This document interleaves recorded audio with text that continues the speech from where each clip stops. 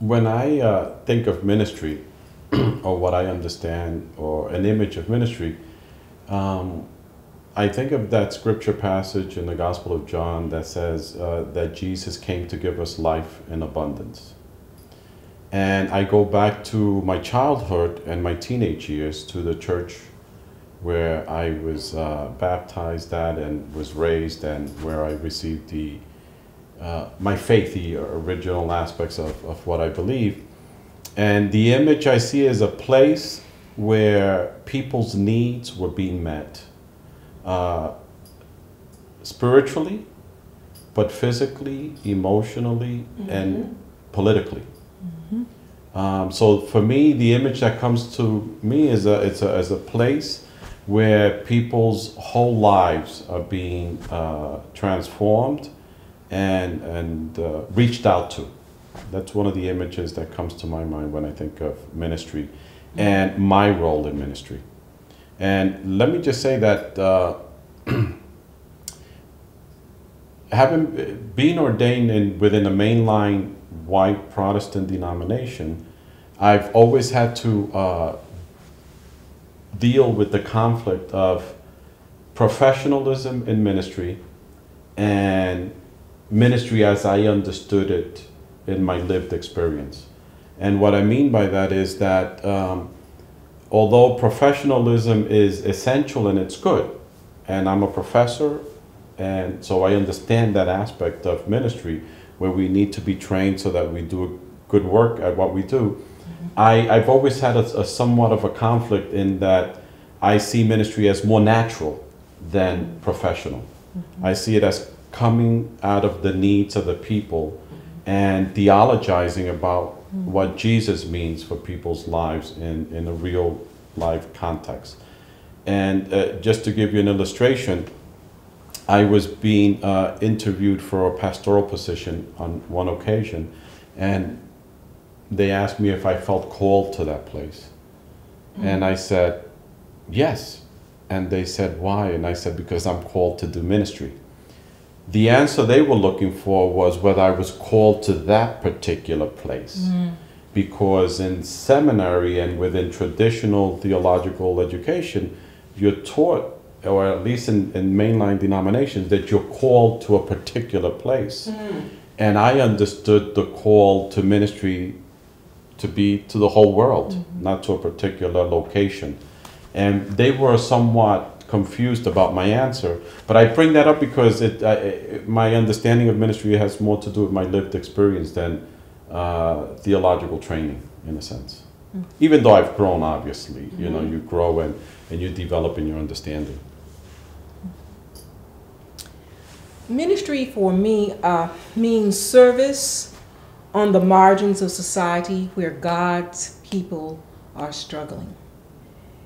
And since you asked that question about an image, I'm not right. I don't have a very specific image. But let me say a little bit more about that. Maybe I'll share with you what I'm thinking about at this point. I remember when I was on the playground a long time ago, you can see with this gray hair. And my earliest years of education was in the rural parts of Mississippi, South Mississippi.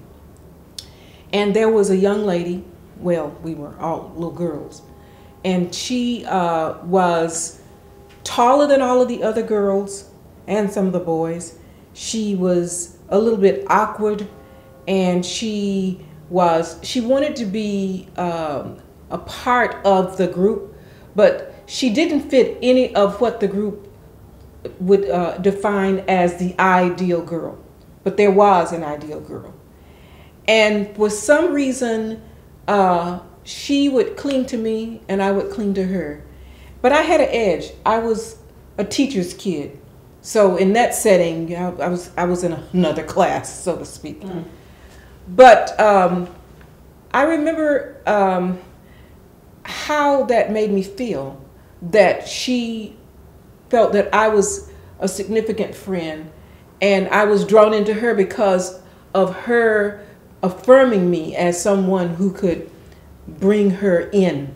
So maybe the image that I have is the play circle where little girls sashay in when it's their turn. And I don't remember the little rhymes we used to say, but you know, you would sashay in and put your hands on your hip, let your backbone slip, shake it to the east and shake it to the west. But you were only called in because someone selected you to be in. Now, when I went on to go into the doctoral program, I remember making a decisive decision. I made a decision that I was not interested in, and I was interested in the spirituality of young people that were adolescents as well as young adult age, 18 to 30 something, but starting back in junior high and high school. And I said, you know, it's enough people out there that are doing ministry with and about, for whatever you want to call it, young people that are in the center.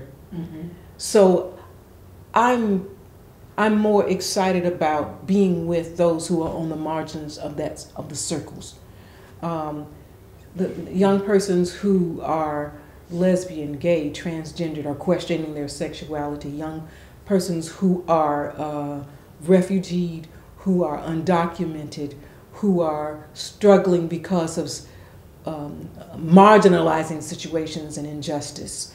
They're poor. They don't fit in, like the bobby nails that I just described earlier. They're too tall, or whatever society deems as normal or the normative. They are on the margins of that. So for me, ministry is being on those margins, and you might not get a chance to come inside and shake it to the east or shake it to the west, but being with those who are on that edge is so important to what I do. And of course the hint is my focus is young people that are not only in the church but also that are in various parts of society, incarcerated, or they are in gangs, and because I think God has a word for us from them in those places.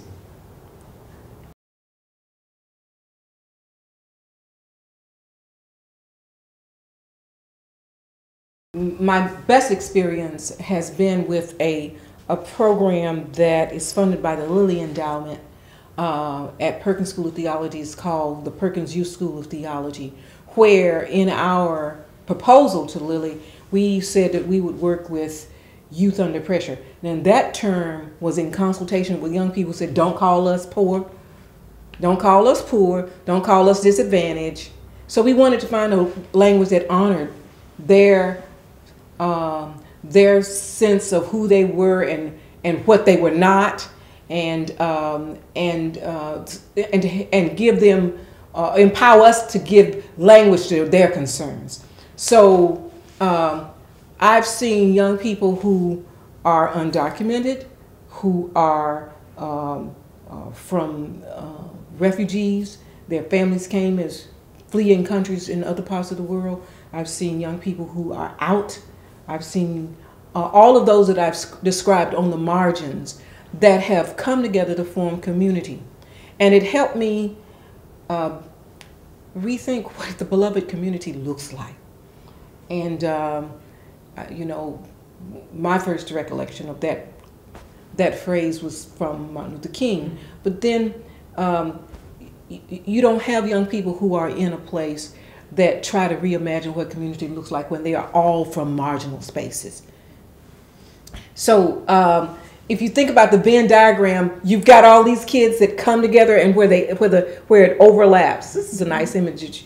It overlaps because their commonness is a marginality. They're from marginal spaces, but they represent communities that are very different. And we've even had young persons who are from dominant cultures that are upper class, but they've made the case that because they were concerned about people on the margins, they belonged, they deserve to be a part of the conversation.